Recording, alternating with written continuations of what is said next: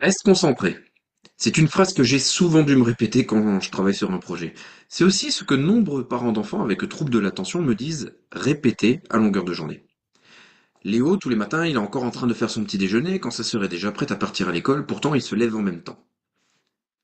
Bienvenue dans ce nouvel épisode du quart d'heure neuro. Aujourd'hui, on plonge dans un sujet qui nous concerne tous, c'est les habitudes. Vous êtes-vous déjà demandé pourquoi il est si facile de tomber dans de mauvaises habitudes et si difficile d'en adopter de nouvelles, comme lire avant de dormir ou faire du sport régulièrement? Et surtout, pourquoi avons-nous parfois l'impression d'être bloqués dans des routines, même lorsque nous savons qu'elles ne sont pas bénéfiques? Dans cet épisode, on va voir comment le cerveau crée des habitudes, pourquoi elles sont si difficiles à changer et surtout comment s'y prendre pour en adopter de nouvelles, grâce aux neurosciences et aux dernières découvertes sur les neurotransmetteurs et les circuits cérébraux impliqués. Alors comment se créent les habitudes? Pour bien comprendre, imaginez que votre cerveau, c'est un immense réseau de routes. Certaines routes sont très empruntées, bien goudronnées et rapides. Ça, ce sont vos habitudes. D'autres sont encore des chemins de terre. Ce sont les nouvelles routines que vous essayez d'adopter. Alors, pourquoi certaines routes deviennent-elles solides? Tout commence, en fin de compte, dans un trio de structures cérébrales. Il y a dans un premier temps les ganglions de la base, ce sont des structures profondes du cerveau qui automatisent les comportements. Chaque fois que vous répétez une action, ils renforcent les connexions neuronales qui la soutiennent. Il y a aussi le thalamus. On va l'imaginer comme une gare de triage qui filtre et oriente les informations sensorielles. Il travaille main dans la main avec les ganglions de la base pour diriger votre attention et automatiser vos actions.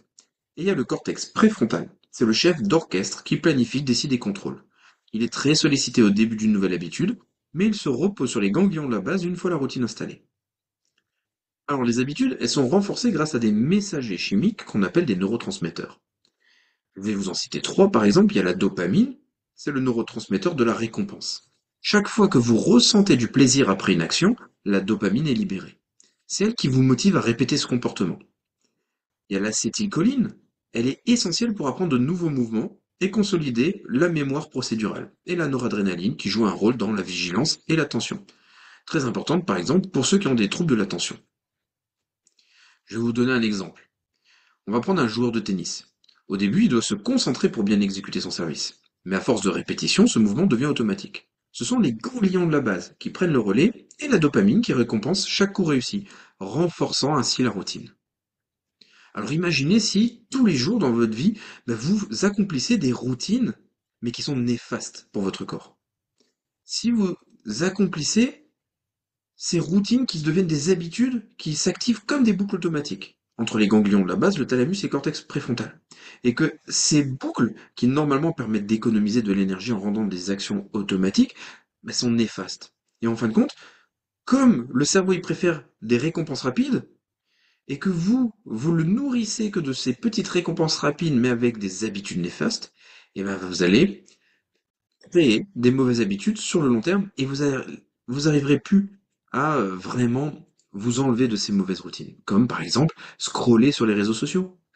Je scrolle beaucoup sur les réseaux sociaux, à chaque fois je vois quelque chose qui est jouissif pour moi, et donc forcément ça va créer une habitude, une routine, et je vais avoir besoin de ça pour égayer ma journée, parce que c'est dopaminergique.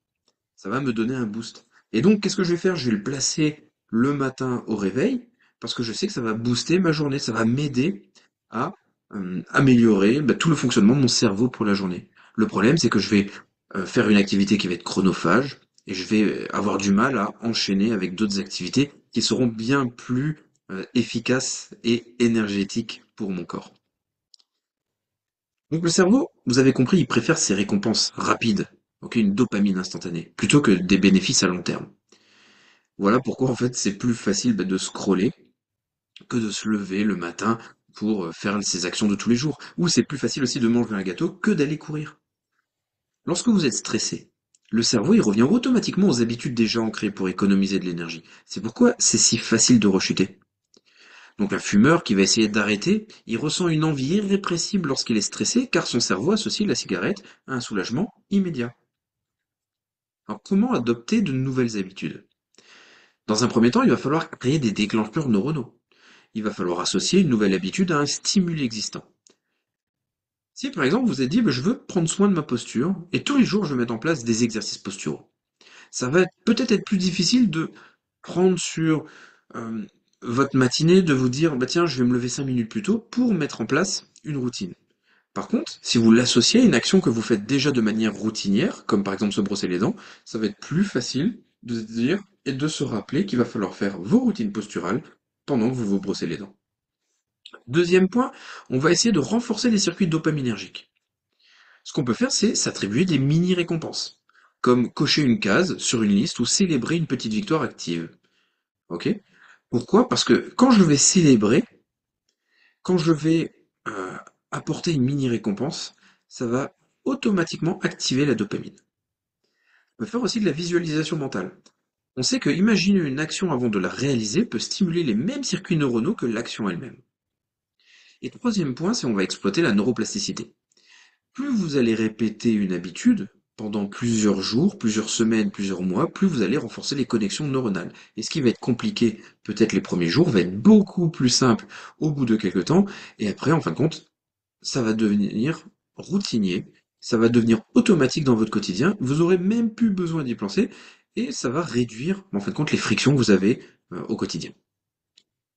Par exemple, si je veux lire davantage, je vais laisser mon livre sur mon oreiller, plutôt que de poser mon téléphone à côté de moi, sur ma table de nuit, et ça va me permettre, déjà, de penser à la lecture que je vais pouvoir faire le soir, ça va me détacher de cette mauvaise habitude que j'avais, et en plus de ça, ce que vous pouvez mettre en place, c'est qu'à chaque fois que vous avez fini, par exemple, quelques pages, un chapitre, peut-être un temps donné de lecture, vous allez pouvoir vous attribuer une petite récompense.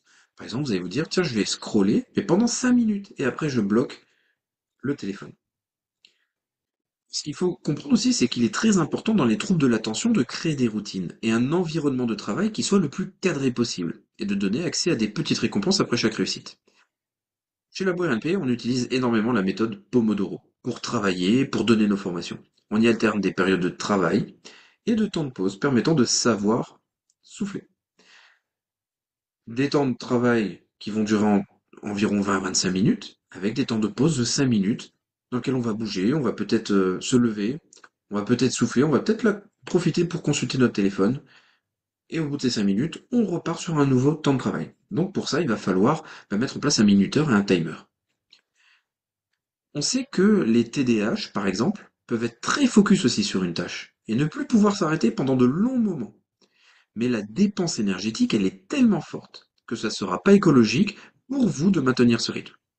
Surtout qu'après cette période, il va venir une grosse phase de démotivation et ce sera encore plus dur de s'y remettre par la suite. Donc utilisez cette méthode Pomodoro pour vous aider dans votre quotidien.